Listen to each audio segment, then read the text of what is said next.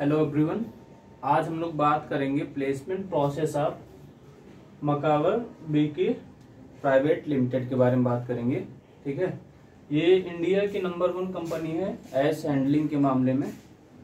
और यहाँ जैसे कि आपको दिख रहा है कि मतलब हमने लिख दिया है इंडियाज नंबर 1 कंपनी इन एस हैंडलिंग डिपार्टमेंट। ठीक है, तो इसका सबसे पहले हम लोग पोस्ट के बारे में जान लेते हैं और इसका एलिजिबिलिटी क्राइटेरिया क्या है उसको जानते हैं। एक एक चीज बारे में इसके बारे में हम लोग डिस्कस करते हैं। पहला तो पोस्ट इसका है डीईटी है, डिप्लोमा इंजीनियर्स ट्रेनिंग। ठीक है, और इसकी एलिजिबिलिटी क्राइटेरिया क्या है, 10th और 12th विद डिप्लोमा।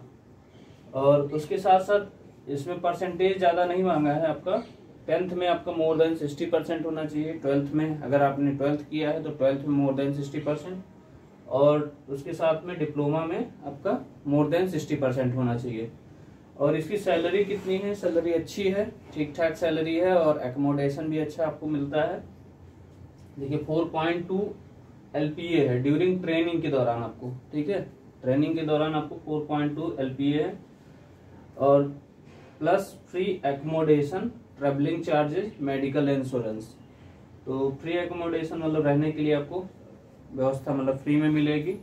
और फिर उसके साथ साथ ट्रेवलिंग चार्जेस, जैसे मान लीजिए आपको कभी घर वगैरह आना होता है तो उसका चार्ज कंपनी ही करती है। मतलब आप अपने पैसे से खर्च कर देंगे, बाकी आपको दिखाना है कि हाँ हमारा इतना है, वो उसका पैसा आपको मिल जाएगा। ठीक है, इसकी ट्रेनिंग क्या होती है, 6 महीने का इसका होता है, 6 मंथ का ट्रेनिंग पीरियड।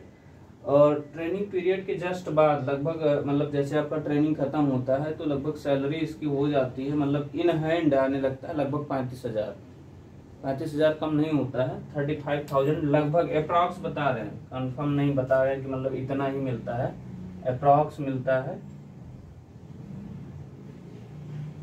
ये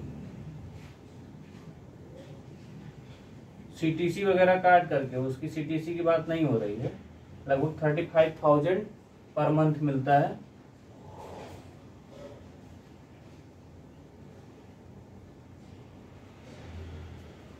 ये 6 महीने के टाइम जो ट्रेनिंग पीरियड होता है उसके बाद उसके जस्ट बाद आपका 7वें महीने में जब स्टार्ट होगा तो ये 35,000 पर मंथ मिलने लगता है। तो अच्छी कंपनी है, आप लोग एक बार जरूर ट्राई करिएगा। इसके लिए ब्रांच कौन कौन सी एलिजिबल है, मैकेनिकल की और इलेक्ट्रिकल ब्रांच है। मैकेनिकल की जितने भी ब्रांचें आती हैं, जैसे कि मान लीजिए हो गया mechanical production, mechanical power plant, mechanical automobile, mechanical tool, mechanical tubewell, mechanical RAC। ठीक है, ये इतनी ब्रांचें इसकी मैकेनिकल की हो गई। और फिर उसके बाद इलेक्ट्रिकल ब्रांच हो गई। ठीक है, इसका प्रोसेस क्या होता है, प्रोसेस में आपका ऑनलाइन फिलिंग फॉर्म फिलिंग होता है। फिर उसके बाद इसका आपका मतलब मेल आएगा आपके पास। जब मेल आ जाएगा, क्योंकि ये कंपनी जो है ये ऑफ कैंपस आती है, मतलब आपको केवल फॉर्म फिल करने के लिए हो सकता है फॉर्म का लिंक आपको मिल जाए। ये कंपनी आपके कॉलेज में नहीं आएगी, ये अपना खुद के उस पे जो उसका खुद का हेड ब्रांच है या हेड ऑफिस है वहां पे आपको बुलाएगी और इंटरव्यू और फिर उसके बाद रिटन टेस्ट दोनों के लिए वहां पे आपको बुलाया जाएगा। और इसका मेल आने के बाद आपको क्या करना है, walk in, written test and interview होता है।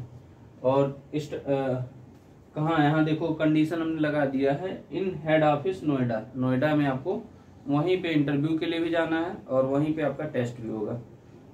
और इसमें क्या क्या पूछे जाते हैं, जीके पूछा जाता है, मैथमेटिक्स पूछा जाता है, रीजनिंग पूछा जाता है और साइंस पूछा जाता है इस कंपनी में। और इंटरव्यू का क्या प्रोसेस रहता है, आपका टेक्निकल से पूछा जाएगा और नॉन टेक्निकल क्वेश्चन पूछे जाएंगे।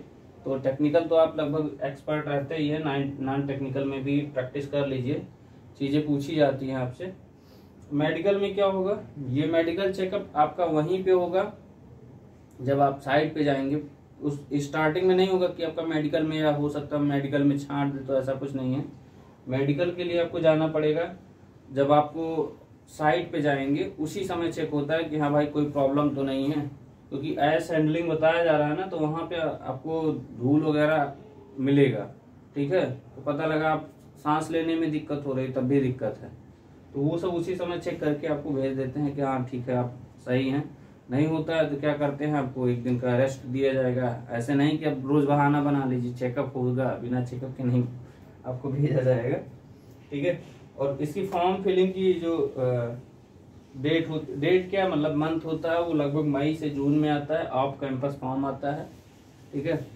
और अभी तक का ये वाला जो फॉर्म है, ये केवल मतलब मैं एक आपको बता रहा हूँ कि 80 बच्चे थे, मतलब ये पूरा प्रोसेस होने में एक बच्चे को सेलेक्ट किया है 80 बच्चों में, ठीक है। एक बच्चा सेलेक्ट होना बड़ी बात है 80 लोगों में। सोच लीजिए कितना परसेंटेज है, मतलब सेलेक्ट होने की, मतलब बोल सकते हैं कि सेलेक्ट होने की जो क्राइटेरिया क्या क्या रहा होगा। ढेर सारे क्वेश्चन पुटअप किए गए होंगे, तब उसमें से 80 में से एक को छांटा गया है। और उस 80 में किसका सिलेक्शन हुआ है, अपने IRT कॉलेज के एक लड़का है सृजल पांडे, पावर प्लांट का लड़का है। अभी 2023 22-23 वाला बैच जो आया था, वो अभी जस्ट इसी 2025 वाले बैच में जो फाइनल हुआ है उसी में उसका सिलेक्शन हुआ है। तो बहुत अच्छी बात है। ढेर सारी शुभकामनाएं उस बच्चे को भी, और आप लोग भी प्रिपेयर रहिए अपने सिलेक्शन के लिए, क्योंकि ये कंपनी ठीक ठाक आपको पैसे देती है, ठीक ठाक पैकेज देती है। तो बिल्कुल परेशान ना हो, क्योंकि अगर आपको जैसे अपने सीनियर से या सुपर सीनियर हो सकता है भाई, जो फर्स्ट ईयर में आया होगा तो उसके लिए सुपर सीनियर हो गए, या डुपर सीनियर हो गए। जो फर्स्ट ईयर में होगा तो उसके लिए डुपर सीनियर हो गए, जो सेकेंड ईयर में होंगे उनके लिए सुपर सीनियर, और जो थर्ड ईयर में होंगे उनके लिए सीनियर है। तो अगर आप उनसे कांटेक्ट भी करना चाहेंगे तो मैं आपको नंबर प्रोवाइड करा दूंगा, क्योंकि ये जो कंपनी आई थी ऑफ कैंपस थी, ठीक है। ऑफ कैंपस आपको फॉर्म आता है तो वहाँ से आपको, और मैं आपको इसके पिछले वाले वीडियो में भी बता चुका हूँ कि मैं अभी जहाँ पे इस समय मैं पढ़ रहा हूँ या अपना रिसर्च का काम कर रहा हूँ, तो वहाँ पे कंपनियाँ मतलब MSc वाले बच्चों को भी लेके गई हैं और BSc वाले को भी लेके गई हैं। तो उसका भी वीडियो जल्द ही आएगा। बस अभी डाटा कलेक्ट कर रहा हूँ, डाटा कलेक्ट करने के बाद मैं उसके बारे में भी डिस्कस करूँगा। Thank you so much.